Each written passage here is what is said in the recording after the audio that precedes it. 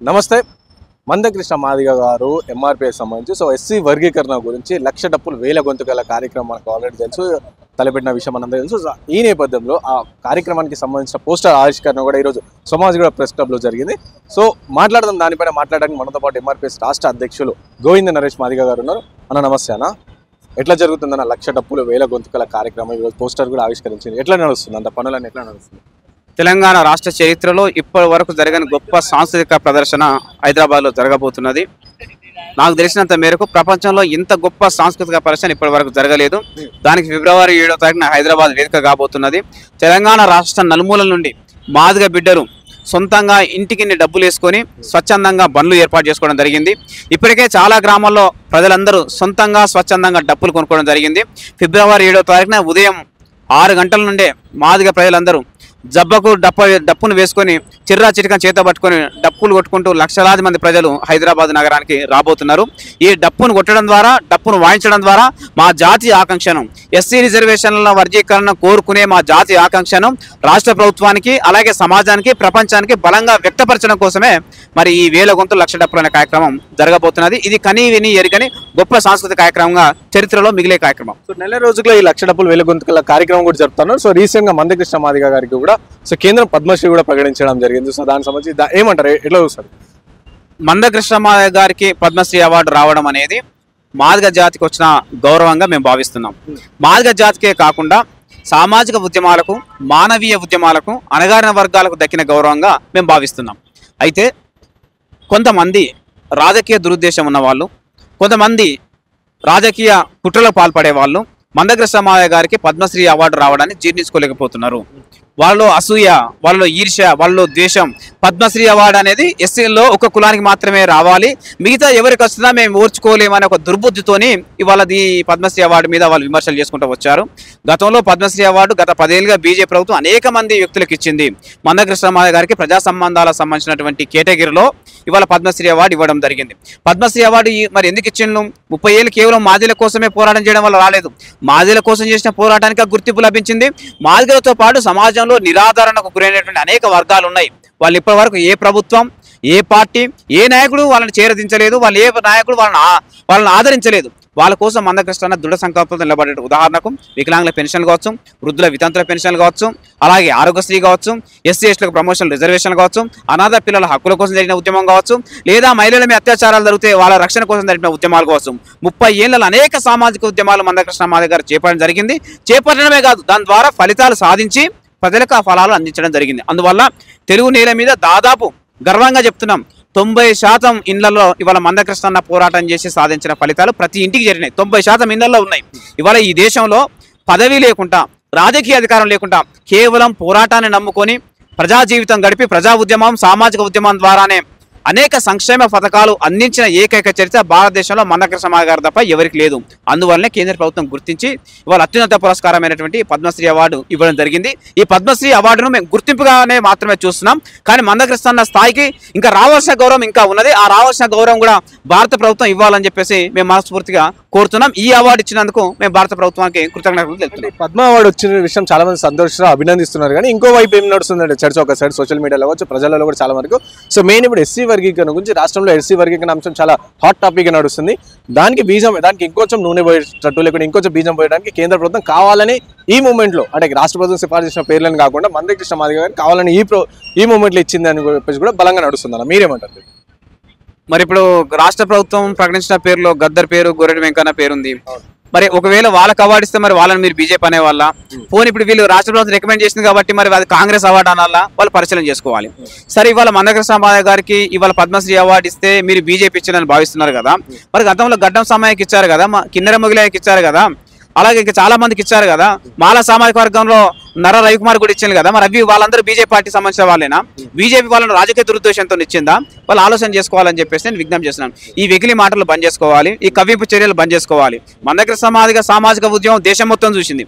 మందకృష్ణ మాదిగ నడిపిన మానవత ఉద్యమాలు తెలుగు సమాజం మొత్తం చూసింది. ఇప్పుడు కాంగ్రెస్ పార్టీ సిగ్గుపడాలి. మందకృష్ణ మాదిగ గారి పేరును కేంద్ర ప్రభుత్వానికి రికమెండ్ చేయకపోవడం పట్ల కాంగ్రెస్ పార్టీ సిగ్గుపడాలి. కాంగ్రెస్ పార్టీ రికమెండ్ చేయాల్సిన బాధ్యత వాళ్ళ మీద ఉంది. కానీ కాంగ్రెస్ పార్టీకి మాదిగలకు పద్మశ్రీ అవార్డు ఇవ్వడం అనేది వాళ్ళకి ఇష్టం లేదు. పద్మశ్రీ వచ్చినా, పద్మభూషణ్ వచ్చినా, పద్మ విభూషణ్ వచ్చినా, ఏ అవార్డు వచ్చినా కాంగ్రెస్ పార్టీకి ఎవరు ఇవ్వాలని కోరుకుంటుంది? మాదిగలకు ఇవ్వాలని కోరుకుంటుంది. ఉదాహరణ కళాకారులు ₹1 ఎక్స్గ్రేషియా కానీ లేదా ప్రభుత్వ భూమి కానీ ఇవ్వాలనుకున్నప్పుడు మాలనే ఎంపిక చేసింది తప్ప మాదిగా కళాకారులను ఎంపిక చేయలేదు కదా. కాబట్టి అవార్డు అయినా పురస్కారమైనా ఏదైనా కాంగ్రెస్ పార్టీ మాలకి ఇవ్వాలని కోరుకుంటుంది తప్ప మాదిగకి ఇవ్వాలని కోరుకోదు. ఇవాళ మందకృష్ణ మాదిగ గారికి ఇవ్వడం అనేది కాంగ్రెస్ పార్టీ జీర్ణించుకోలేకపోతున్నది. కాంగ్రెస్ పార్టీ ఇప్పటికైనా సిగ్గుపడి ఆత్మపరిశీలన చేసుకొని మందకృష్ణ మాదిగ గారి పేరును కేంద్ర ప్రభుత్వానికి పద్మశ్రీ అవార్డు కోసం పంపనందుకు, ప్రతిపాదన పెట్టినందుకు కాంగ్రెస్ పార్టీ సిగ్గుపడాలని, ఆత్మపరిశీలన చేసుకోవాలని మేము కోరుతున్నాం. ఇవాళ భారత ప్రభుత్వం మందకృష్ణ మాదిగ గారిని గుర్తించినందుకు తెలంగాణ ప్రజలందరూ గర్వపడాలని మేము కోరుతున్నాం. అయితే ఈ నేపథ్యంలో బండి సంజయ్ గారు కొన్ని కమెంట్స్ చేసి, సో గద్దర్ పని చేసిన కమెంట్స్ గురించి వెళ్తలేను, కానీ బండి సంజయ్ గారు ఏం చెప్పారంటే, అవును మా బీజేపీ కార్యకర్తలకు ఇస్తాం, మా బీజేపీ నాయకులకు ఇచ్చుకుంటాం, మా వాళ్ళకి ఇచ్చుకుంటాం అని చెప్పి చెప్పారు. అయితే అదే విషయంగా మందకృష్ణ మాదిగ గారు గత పార్లమెంట్ ఎలక్షన్ లో బీజేపీకి సపోర్ట్ చేయడం కావచ్చు, ఇవన్నీ కూడా చూస్తూ ఉంటే, సో బీజేపీ నాయకులుగా ఉన్నారు అని చెప్పి కూడా బీజేపీ సపోర్ట్ చేస్తారు కాబట్టి ఆయనకి ఇచ్చారని చెప్పేసి కూడా, అంటే బండి సంజయ్ చేసిన వ్యాఖ్యల పరంగా అడుగుతున్నా, సో మా నాయకులకు ఇస్తామని చెప్పి చెప్పారు కాబట్టి నడుస్తుందని చెప్పి ఈ చర్చ కూడా నడుస్తుంది. దీనికి మీరు ఏం క్లారిటీ ఇస్తారు? బండి సంజయ్ గారి వ్యాఖ్యల మీద బండి సంజయ్ గారు వివరణ ఇచ్చుకుంటారు ఒక భాగం. 2, పద్మశ్రీ అవార్డుల కోసమో ఇంకో అవార్డుల కోసమో మేము బీజేపీ సపోర్ట్ చేయలేదు. బీజేపీ సపోర్ట్ చేసింది ఎప్పుడు? ఎన్నికల సమయంలో మేము సపోర్ట్ చేసినాం. ఎందుకు సపోర్ట్ చేసినాం? కేవలం ఎస్సీ వర్గీకరణ మాత్రమే మా ఏకైక ఎజెండా. ఎస్సీ వర్గీకరణను ఆ స్వప్నాన్ని మేము సాకారం చేసుకోవాలి కాబట్టి, అందుకు కేంద్ర ప్రభుత్వం సహకారం అవసరం కాబట్టి, కేంద్ర ప్రభుత్వం కూడా వర్గీకరణకు అనుకూలంగా ఉంది కాబట్టి, సాక్షాత్ ప్రధానమంత్రి ఇవాళ మాదిగల సభకు దిగి వచ్చి ఆ సభలో పాల్గొని మాకు భరోసా ఇచ్చాడు కాబట్టి మేము ధైర్యంగా బహిరంగంగా మోడీ గారికి మేము మద్దతు తెలపడం జరిగింది. అది మా వర్గీకరణ ఆకాంక్షకు లోబడి మాత్రమే. మోడీ గారు ఆయన ఇచ్చిన మాట నిలబెట్టుకొని సుప్రీంకోర్టులో జరిగినటువంటి విచారణలో, రాజ్యాంగ ధర్మాసనం చేపట్టిన విచారణలో అఫిడవిట్ దాఖలు చేసిండు. ఎస్సీ వారికి అనుకూలంగా వాళ్ళ స్టాండ్ చెప్పడం జరిగింది. దానికి అనుకూలంగా ఇవాళ సుప్రీంకోర్టు కూడా మాదిగలు చేసిన పోరాటంలో న్యాయం, ధర్మం ఉన్నదని గుర్తించి, మాదిగల్లో వెనుకబాటుతనం ఉన్నదని గుర్తించి, రాజ్యాంగం ఆర్టికల్ 14 సమాన అవకాశాలు కోరుతుందని చెప్పేసి దాని గురించి వ్యాఖ్యానించి ఇవాళ రాజ్యాంగం ప్రకారం ఎస్సీ వర్గం చేసుకునే అధికారం రాష్ట్ర ప్రభుత్వాలకు ఉందని సుప్రీంకోర్టు ఒక చారిత్రకమైన తీర్పును ఇచ్చింది. ఆ తీర్పును అమలు చేసుకునే క్రమంలో మా ప్రభుత్వం అమలు చేయాలి కాబట్టి, రాష్ట్రంలో కాంగ్రెస్ పార్టీ ఆ అధికారంలో ఉంది కాబట్టి, కాంగ్రెస్ పార్టీ విధాన పరంగా కూడా ముఖ్యమంత్రిని మొదలుకుంటే రాహుల్ గాంధీ గారు, సోనియా గాంధీ గారు, మల్లికార్జున ఖర్గే గారు వీళ్ళంతా వర్గీకరణకు అనుకూలంగా ఉన్నారు కాబట్టి వర్గీకరణ అమల్లో తీసుకురావాలని చెప్పేసి మేము ముందుకెళ్తున్నాం తప్ప ఇందులో ఏ రాజకీయం లేదు. మందకృష్ణ మాదిగ గారు చాలా స్పష్టంగా చెప్పిండు, నేను ఏ రాజకీయ పార్టీలో చేరేది లేదు, ఇప్పటివరకు ఏ రాజకీయ పార్టీలో లేను, బీజేపీ సపోర్ట్ చేసిన వర్గీకరణ వల్లే తప్ప నా కండువా ఏనాడు మారలేదు, భవిష్యత్తులో కూడా మారలేదని చెప్పేసిన. అయినా సరే అవివేకంతో విమర్శలు చేయాలని కొంతమంది మూర్ఖులు వాళ్ళ బుద్ధి ఎప్పటికీ చూపెడుతూనే ఉంటారు. ఆ మూర్ఖత్వ మైండ్ సెట్ని వాళ్ళు మార్చుకోవాలని మేము కోరుతున్నాం. సో ఇంకో విషయం అన్న, ఇక ఈ కాసేపు పద్మశ్రీ వారిని పక్కన పెడితే, సో రీసెంట్గా 57 సంబంధించి ఉపకులాల అధ్యక్షులు రాజలింగం గారు వాళ్ళందరూ కూడా కలిసి చాలా సందర్భం మీకు కూడా పర్సనల్గా చెప్పిన, అన్న వాళ్ళు ఇట్లా అడుగుతున్నారు అని చెప్పిన. సో ఎట్లా నడిచింది వాళ్ళ మధ్య చర్చ కావచ్చు, వాళ్ళు వచ్చి వాళ్ళతో ప్రెస్ మీట్ పెట్టడం కానీ అవన్నీ కూడా నడిచింది. సో ఏం నడిచింది, వాళ్ళకి ఏం భరోసా, మనం భరోసా ఇచ్చారా మందకృష్ణ? చాలా స్పష్టంగా మందకృష్ణ మాదిగ గారు ఉపకులాల పట్ల కానీ, మాదిగల పట్ల కానీ, లేదా మాలల పట్ల కానీ ఒక నిర్దిష్టమైన నిర్ణయంతో ఉన్నారు. చాలా క్లియర్గా చెప్పడం జరిగింది. కొంతమంది ఉపకులాలకు సంబంధించిన నాయకులు మా రిజర్వేషన్లను కూడా మాదిగలే దోచుకుంటున్నారు అనేది వాదనను వాళ్ళు ముందు తీసుకురావడం జరిగింది. అది తప్పుడు వాదన అని చెప్పేసి ఎంఆర్పిఎస్ భావిస్తున్నది. ఎందుకనంటే ఎస్సీ రిజర్వేషన్లలో జనాభా ప్రకారం రావాల్సిన అవకాశాలు మాదిగకు రాలేదు కాబట్టి మాదిగలు నష్టపోయింది. కాబట్టి ఇందులో మాదిగలు బాధితులుగానే ఉన్నారు. బాధితులు ఏనాడు ఇతర కులాల అవకాశాలు దోచుకున్న సందర్భం లేదు.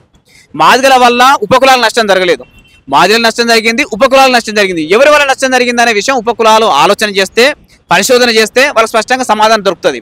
ఇవాళ మాదిగల జనాభా తెలంగాణ రాష్ట్రంలో 10% ఉంది, మరి వస్తున్న అవకాశాలు 4%. అంటే మేము కోల్పోతున్న శాతం ఎంత? 6% కోల్పోతున్నాం. ఉపకులాల జనాభా 1%, 2% ఉందని అనుకుంటే వాళ్ళకు 1% వస్తే ఇంకొక శాతం వాళ్ళు నష్టపోతున్నారు. కానీ నష్టం ఎవరికి ఎక్కువ జరిగిందని చెప్పేసి నష్టం జరిగిన శాతాన్ని కొలిచి చూస్తే అత్యధిక నష్టం మాత్రం మాదిగలకే జరిగింది. మేము కోల్పోతున్న 6, వాళ్ళు కోల్పోతున్నది 1 ఎక్కువ నష్టం జరిగినట్ట, 6 ఎక్కువ శాతం నష్టం జరిగిందా అంటే 6 ఎక్కువ శాతం జరిగినట్టు. కానీ 6% అయినా వాళ్ళు కోరుతున్న 1% అయినా మరి ఎవరికి పోయినాయి అంటే మాలలో పోయినాయి. కాబట్టి వర్గీకరణ అంశంలో దోషులుగా నిలబెట్టాల్సిందే మాలల్ని, కానీ ఉపకులాల్లో కొంతమంది నాయకులు మాదిగల దోషిగా నిలబెట్టడం అనేది సరైన చర్య కాదని చెప్పేసి మేము భావిస్తున్నాం. మేము ఇప్పటికీ కట్టుబడి ఉన్నాం. జనాభా ప్రాతిపాదికన ఈ రిజర్వేషన్ల పంపిణీ జరగాలి. మిగతా 57 కులాలు, మాలలు మాదిగలు మినహాయించి మిగతా 57 కులాలు ఏవైతే ఉన్నాయో వాళ్ళ జనాభా శాతానికి అనుగుణంగా వాళ్ళకి రిజర్వేషన్ ఇవ్వాలని మేము కోరుతున్నాం. మాదిగల జనాభా ఎంత ఉందో మాదిగల రిజర్వేషన్ జనాభా ప్రకారం ఇవ్వాలని కోరుతున్నాం. మాలల జనాభా ప్రకారం వాళ్ళు కూడా రిజర్వేషన్ ఇవ్వాలని కోరుతున్నాం. అసలు రిజర్వేషన్లే జనాభా ప్రాతిపాదికన వచ్చినప్పుడు రిజర్వేషన్ల వర్గీకరణ కూడా జనాభా ప్రాతిపాదికన రావాలని కోరుకుంటున్నాం. సో సుప్రీంకోర్టు ఇచ్చిన తీర్పులో కావచ్చు అలా క్లియర్ గా ఉంది, జనాభా దామాషా ప్రకారంతో పాటు అలాగే మెయిన్ గా ఫస్ట్ గా ప్రియారిటీ వెనుకబడ్డ కుర అంటే ఎవరైతే మీ ఉపకులాలకు సంబంధించి ఎవరైతే అత్యంత వెనుకబడ్డ ఉన్నారో అత్యంత గరీబీ పరిస్థితులు వాళ్ళకి ఇవ్వాలి అని చెప్పేసి అన్నారు కదా, సో దానిపైన సరే ఇప్పుడు నేనేమంటున్నా అంటే సుప్రీంకోర్టు ఈ కులాల్లో వెనకబడి ఉన్నారని చెప్పడానికి దేనికి ప్రామాణికంగా తీసుకుంటారు? వాళ్ళ జనాభా ఎంత, వాళ్ళకి అందిన అవకాశాలు ఎంత, ఈ దీనికి ప్రామాణికంగా తీసుకున్నప్పుడు వాళ్ళ జనాభా ఎంత ఉన్నది, వాళ్ళకి ఎంత నష్టం జరిగింది, వాళ్ళ జనాభా ఎంత, వాళ్ళకి ఎంత శాతం అవకాశాలు లభించిన దాన్ని పరిశీలన చేస్తేనే ఎంత వెనకబడతానం ఉన్నదనే విషయం స్పష్టంగా అర్థమవుతుంది. సో 1% జనాభా ఉన్న వాళ్ళకి ఆ 1% అవకాశం రాలేదు అని అనుకుంటే, మరి 10% ఉన్న జనాభాకు 4% అవకాశాలు వచ్చినాయి, 6% అవకాశాలు రాలేదానికి వెనుకబడతానం అత్యధికంగా ఎందులో ఉన్నట్టు? మాదిగల్లో ఉన్నట్టు కదా. ఉపకులాల్లో వెనుకబడతానం ఉన్నదని మేము అంగీకరిస్తున్నాం, కానీ అత్యధిక వెనుకబడతానం కూడా మాదిగల్లో ఉన్నదనే విషయం వాళ్ళు గ్రహించాలి కదా. నష్టం ఎక్కువ మాదిగలో జరిగింది కాబట్టి వెనుకబడతానం జనాభాతో పోల్చుకుంటే మాదిగల్లో ఎక్కువ ఉన్నది కాబట్టి జనాభా ప్రాతిపదిక రిజర్వేషన్ల పంపిణీ జరగాలని మేము కోరుతున్నాం. సుప్రీంకోర్టు యొక్క వ్యాఖ్యానాలను కూడా ఎవరు వక్రీకరించద్దని చెప్పేసి నేను విజ్ఞప్తి చేస్తున్నాను. సుప్రీంకోర్టు చాలా స్పష్టంగా ఎవరైతే వెనుకబడతాననుకున్నారో వాళ్ళను గుర్తించాలని చెప్పేసింది, దాన్ని శాస్త్రీయంగా అధ్యయనం చేయాలని చెప్పింది. ఆ శాస్త్రీయ అధ్యయనాలు తేలిన తర్వాత ఎవరికి నష్టం జరిగిందనే విషయం ప్రభుత్వం నిర్ణయించాలని చెప్పేసి మేము కోరుతున్నాం. రెండోది, ఇక్కడ ప్రయారిటీ విషయం గురించి కాదు, ఎవరికి ముందు ప్రయారిటీ ఇవ్వాలి ఎవరికి వెనక ప్రయారిటీ అనే విషయం కాదు. ఉపకులాలు కోరుతున్నది ఏంటంటే మాదిగల వల్ల మాకు అన్యాయం జరిగింది, మేము మాదిగల వల్ల కూడా నష్టపోయిందన్న వాదన ముందుకు తీసుకొచ్చిన సందర్భంలో మేము మా వల్ల ఎవరికి నష్టం జరగలేదు, మీ వల్ల ఎవరికి నష్టం జరగలేదు, మన 57 కులాలు 58 కులాల యొక్క వాటా మాలలు దోసుకున్న విషయం మీద వాళ్ళు స్పష్టంగా చెప్పదలుచుకునే ప్రయత్నం చేయడం జరిగింది. నిన్ననే ఉపకులాల మీటింగ్లో ఈ విషయాన్ని మందకృష్ణ గారు చాలా స్పష్టంగా వాళ్ళు తెలియజేయడం జరిగింది.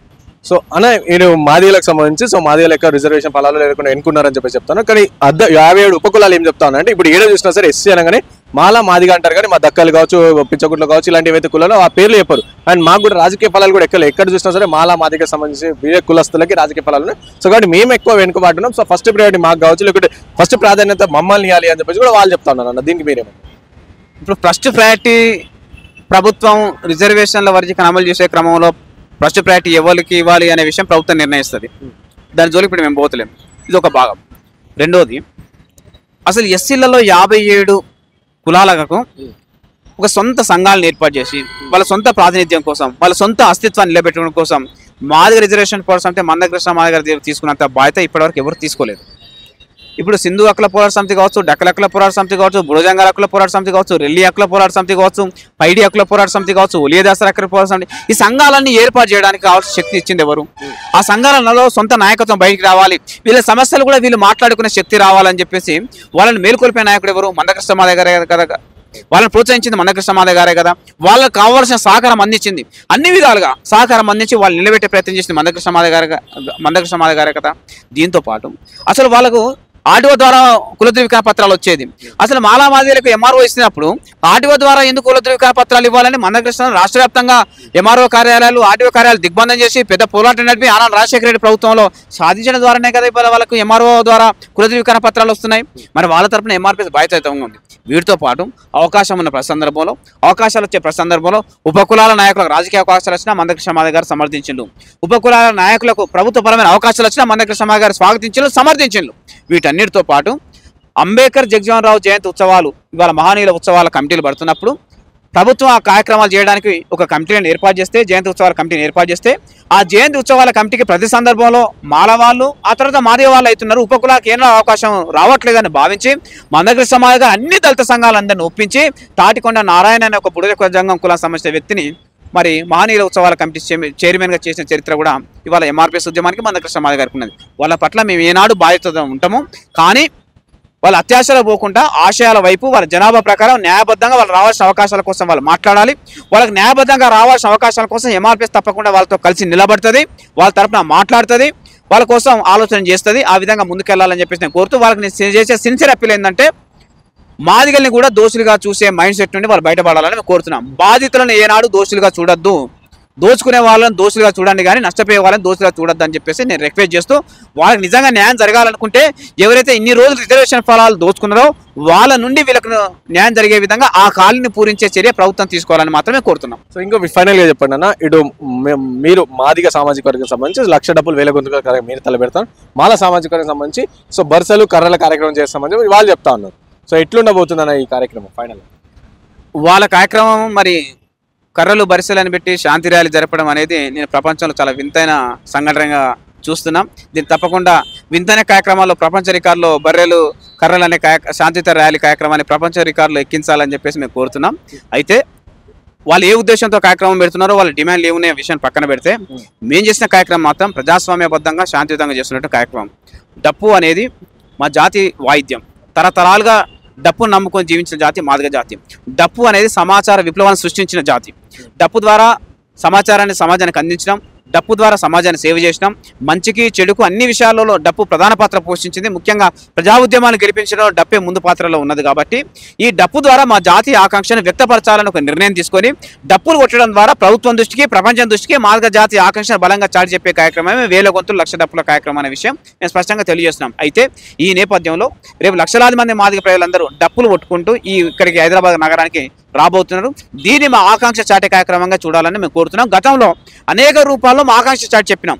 ధర్నాల ద్వారా కావచ్చు, రాస్తారోకోల ద్వారా కావచ్చు, దిగ్బంధాల ద్వారా కావచ్చు, ముట్టడిల ద్వారా కావచ్చు, బహిరంగ సభల ద్వారా కావచ్చు, లేదా అసెంబ్లీ బ్రిడ్జ్ల మీద ఎక్కడం ద్వారా కావచ్చు, అనేక సందర్భాలలో మేము మా ఆకాంక్షను వ్యక్తపరిచినాం. కానీ ఇవాళ సుప్రీంకోర్టు జడ్జిమెంట్ ఇచ్చిన తర్వాత రాష్ట్ర ప్రభుత్వం కూడా ముఖ్యమంత్రి గారు అనుకూలంగా ప్రకటన చేసిన తర్వాత శాంతియుతంగా ప్రజాస్వామ్యబద్ధంగా ఒకసారి మన ఆకాంక్ష చాటి చెప్పాలి. వర్గీకరణకు వ్యతిరేకంగా జరుగుతున్న అడ్డంకులను ఛేదించే విధంగా మాదిగ జాతి సిద్ధంగా ఉన్నదని ఒక సమాచారం పంపాలనే ఉద్దేశంతో ఇవాళ ఈ 1000 గొంతుల లక్ష డప్పులు అనే కార్యక్రమానికి మేము శ్రీకారం చుట్టడం జరుగుతున్నది. మేము ఎప్పుడైనా సరే ఈ 30 సంవత్సరాల కాలంలో శాంతియుతంగా ప్రజాస్వామ్యబద్ధంగా మా ఆకాంక్ష చెప్పే కార్యక్రమం చేపట్టాం తప్ప మేము ఎవరిని బెదిరించే చర్యలకు కానీ, ఎవరిని హెచ్చరించే చర్యలకు కానీ, ఎవరిని భయభ్రాంతులకు గురి చేసే కార్యక్రమాలు మేము తీసుకోలేదు. అవి ఎవరు తీసుకుంటున్నారో ఈ సందర్భంగా ప్రజలందరికీ స్పష్టంగా అర్థమవుతుంది. సమాజం కూడా నిర్ణయించుకుంటుంది, ప్రభుత్వం కూడా నిర్ణయించుకోవాలి. ఎవరిది శాంతియుత పోరాటం, ఎవరిది భయభ్రాంతులకు గురి చేసే పోరాటం, ఎవరిది శాంతియుత పోరాటం, ఎవరిది బెదిరించే కార్యక్రమం, ఎవరిది ప్రజాస్వామ్యబద్ధ పోరాటం, ఎవరిది సమాజానికి ఒక బలంగా హెచ్చరిక చేసే కార్యక్రమం, ఇవన్నీ ప్రభుత్వం గుర్తించాలని చెప్పేసి మేము విజ్ఞప్తి చేస్తూ ఏది ఆలోచన చేసినా కూడా మేము మాత్రం సహనంతో ఓర్పుతో మా నాయకుడు మందకృష్ణ మాదిగ గారి పిలుపు మేరకు శాంతియుతంగా ప్రజాస్వామ్యబద్ధంగా మా ఆకాంక్షను చాటి చెప్పడానికి ఒక సాంస్కృతిక కార్యక్రమానికి శ్రీకారం చుట్టుతాం. థ్యాంక్ యూ అన్న.